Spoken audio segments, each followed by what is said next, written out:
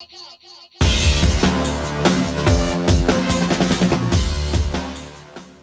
got a bit of a disclaimer before I start. You can take me out of the ghetto, but you can't take the ghetto out of me.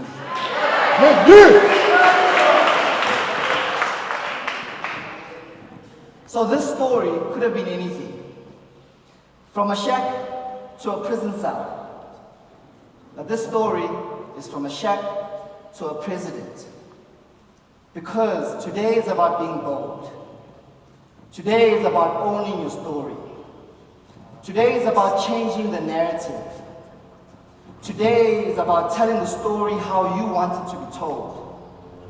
Today is about looking at your situation and thinking, this is not so bad. I can do something great, regardless of where I come from.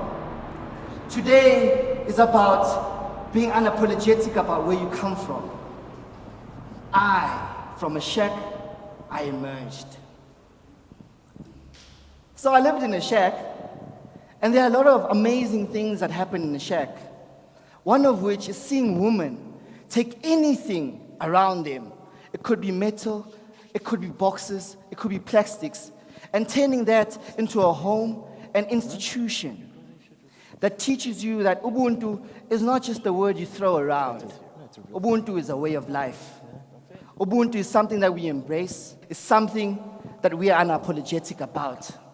One day, you have to drop off cooking oil next door, and the next, they need to donate clothes from this house to this house so you can go to matric dance. Living in a shack means you live in a community where everyone suffers the same, so everyone loves and embraces each other the same. My grandmother's shack was something amazing, something different. So Davidson is the only township in South Africa, out of 2 townships, there's Davidson and Soweto, where you find golf courses. And my grandmother's shack was right around the golf course, meaning that my grandmother's shack was in a golf estate. It depends. So I was very privileged, guys. I was very privileged. So it depends how you look at things. So I know the hardships of living in a shack, but also, guys, there's beauty. What do you know about, throwing a stone on top of your girlfriend's roof so that she can know that you're in the vicinity?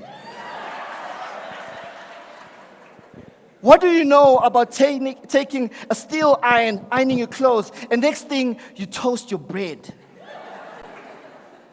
What do you know about sharing everything, including a bed, amongst 5 other people? Whether their feet smell, or whether they've bathed or not, doesn't matter. You're all in this institution. What do you know about fetching water 5 kilometers away and coming back to serve the whole family? What do you know about being in a township? What do you know about being a township boy, a Kasi boy, in fact, a shack ambassador? So my story started, in education rather. My story started in grade 11. And my teacher said, hey, you won't be allowed to come back into this class unless you have your 3 accounting textbooks. I looked at my life and I thought, we don't have electricity at home. We don't have money for food, let alone afford 3 accounting textbooks. So I ran a little business, I sold sweets, and I said, I won't go back to his class, but in fact, I'll do balance sheets and generals and CPJ, CRJ of my own business. So for a whole year, I never entertained him, but my business was thriving.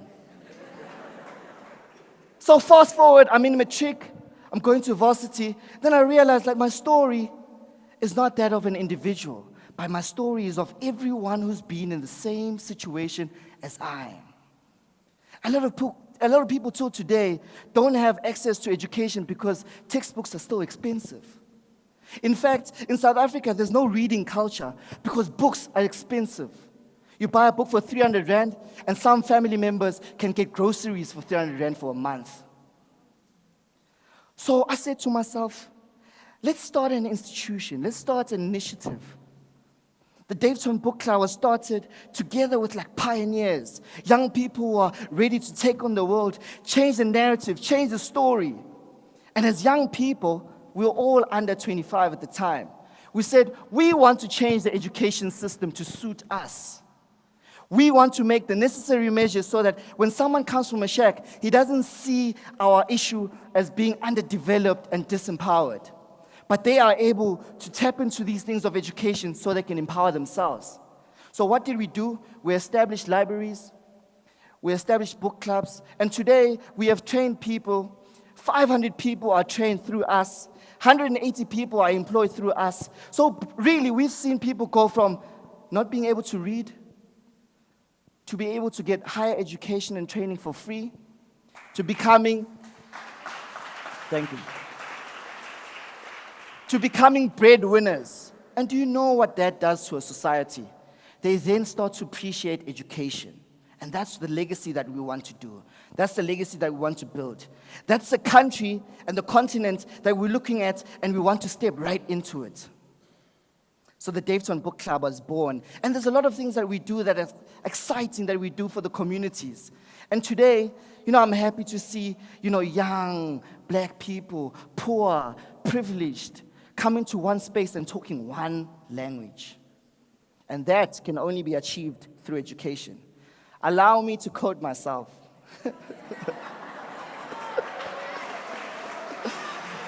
Hey guys, today is about me, sorry.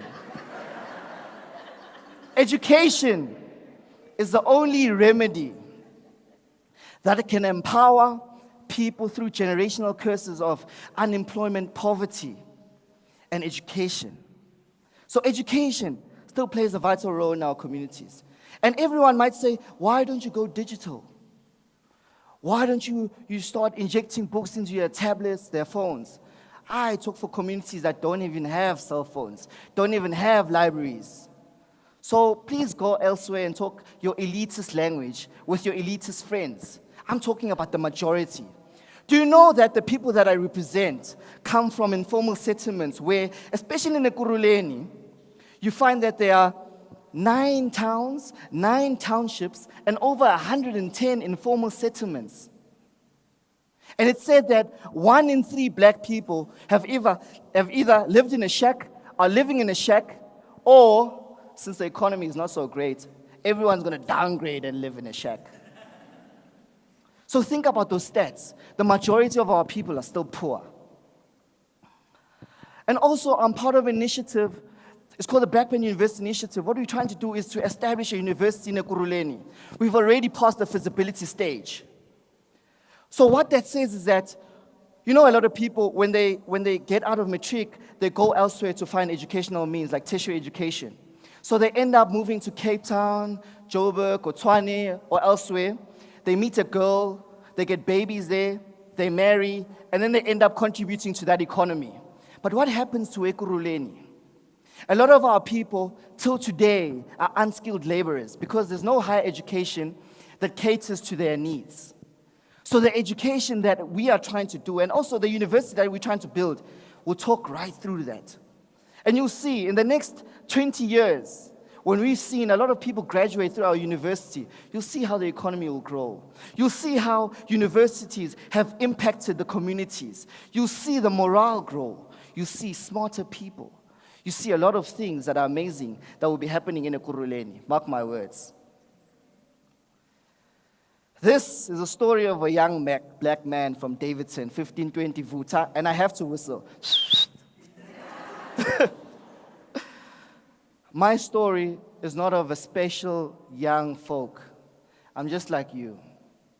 In fact, my wounds, my pains, made me realize that my problems afforded a solution. So stop, maybe, stop praying to God and asking Him to take you away from your problems. Maybe you need to thank God for allowing you to be in that position at that time, because you are the solution that we need. So, again, disclaimer, you can take me out of the ghetto, but you can't take the ghetto out of me.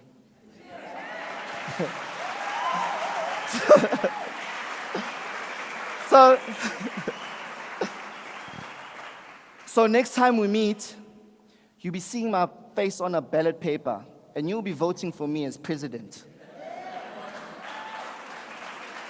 But for now, ladies and gentlemen, with what we're seeing in South Africa, I'm busy capacitating myself, I'm learning, and I'm also inducing myself in what's happening in South Africa, what South Africa needs. So I'm preparing myself, and I'd like you to follow me through my whole journey. I'm very thankful for everything that has happened in my life, and I'm very thankful for the achievements that I've got. And now, coming from the township, you never know how to leave a stage. Do I do this? Do I pray? Do I dab? I don't know.